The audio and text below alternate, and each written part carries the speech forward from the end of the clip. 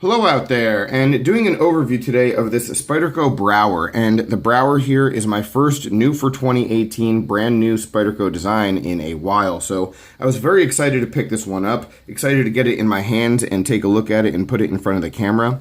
And I've had this knife for about 3 or 4 days now. I've carried it every single day, used it as much as I would use just a typical EDC, gotten a little bit on it and cut with it quite a few times at work. And it's performed pretty well, but the jury is still really out when it comes to my overall feelings of this knife. There's some things that I like about it, there's some things that I really don't like about it, so I will most likely be doing a follow-up video in the future, probably the long-term future, like 2 or 3 months, just with a final verdict on this knife. Had I done a first impressions video, an unboxing, it would have been extremely negative, because my first thought when I took this knife out and opened it up was, nope. There's something about the design and the aesthetic that just doesn't work for me, and it's all in like this area of the knife right here. And I'm starting to get used to it, and I don't know if I'll ever really come to embrace that. And we'll talk about that in a bit. And then obviously for people who are aware of this knife and its characteristics, the other big detractor that everyone's talking about is this clip. The clip's awful. There's really no way around that.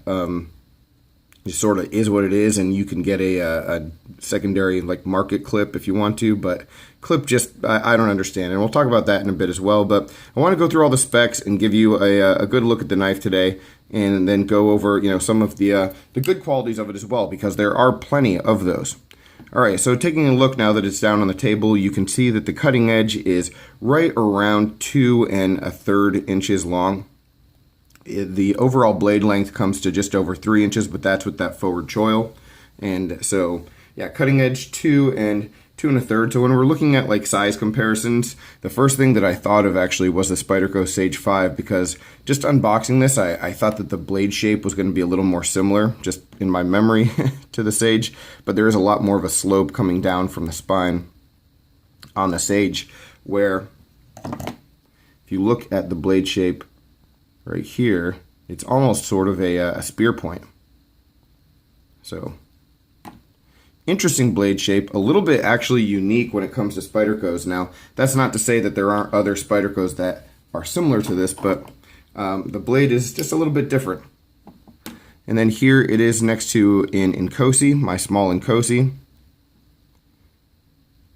Both of them titanium frame lock, so I think the comparison is a pretty valid one.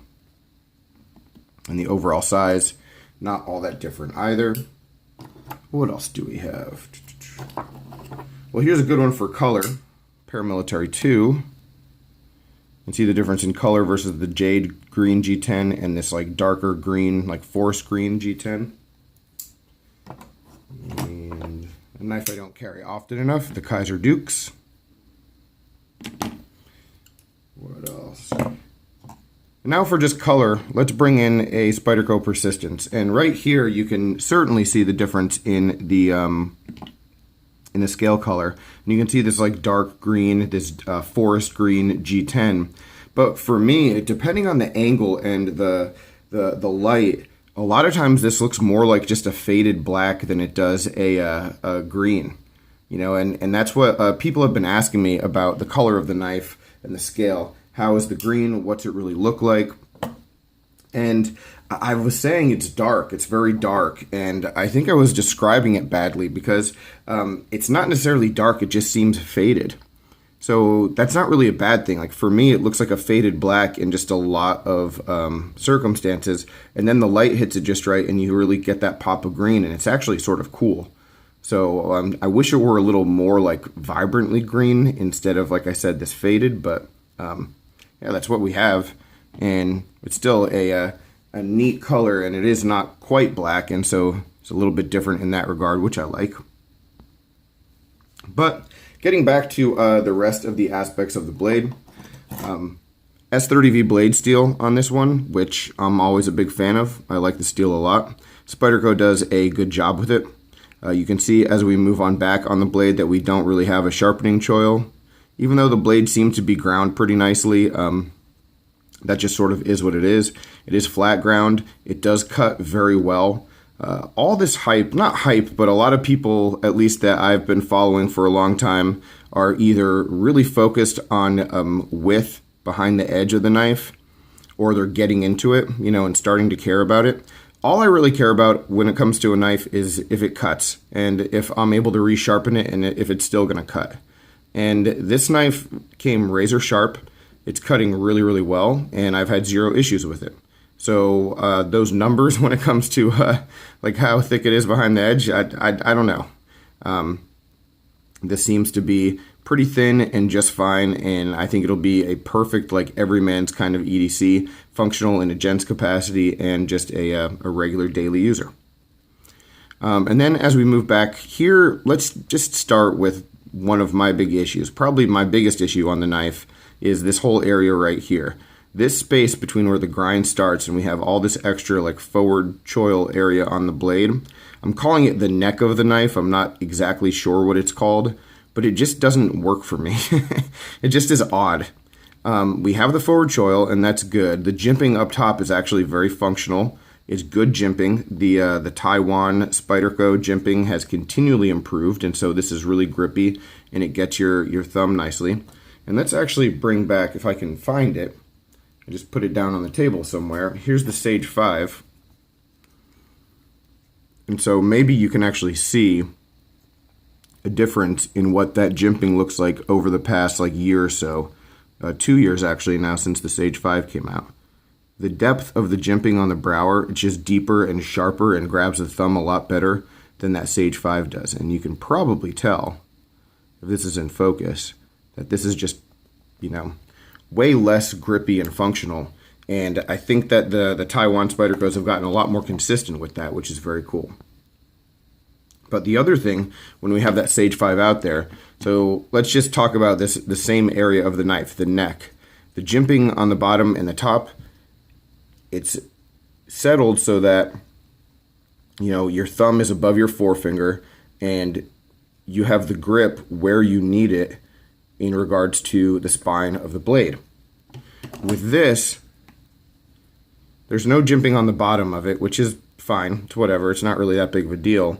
But you see how abruptly it ends right here, and if you're trying to choke up, you're sort of missing the mark.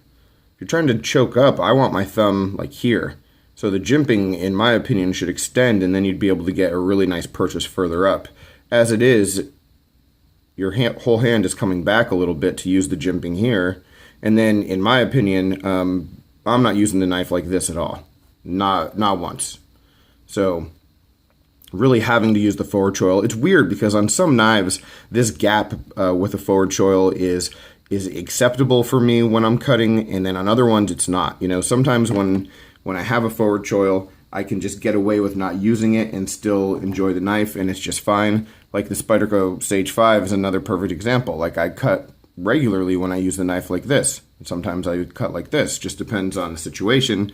With this one, it just isn't working in this capacity. I'm always coming up like this. And again, when it comes to this area of the knife, it just looks weird too. The scale here, I don't know, it seems like this whole spot is just too big. The scale should be extended and the choil should merge with the scale better. I don't know. A lot of people are really into this knife, and this area right here, aesthetically at least, is what's holding me back from really embracing it. All right, as we continue to move on back though, we do have a titanium frame lock. The titanium is a really nice piece of titanium. It's good quality. Seems to be the lockup is excellent with a stainless steel interface. One thing that I've noticed, and let's take a look at this because this is sort of crazy. Because I can't figure it out. You can see all these spots, all of this, these scratches and this wear on the titanium, and I don't know if that came that way from the factory or if I did that myself. And the reason for that is this knife came as I was leaving for work one day. So I took it out of the box in my carport, looked at it real quick, and put it in my pocket. And then at the end of the night after work, I took a look at it, a close look at it, and I noticed all those scratches. Now, some of these I know are from me, and that's just fine. But the other ones, I don't know if that's sort of the finish from factory. And if it is, that's cool. It's just fine. But I mean, it's all like a lot of little snail traily things, and I don't think I could have done all this in like one day of carrying it. So I think that's how it came, but anyone who knows better, definitely let me know down below.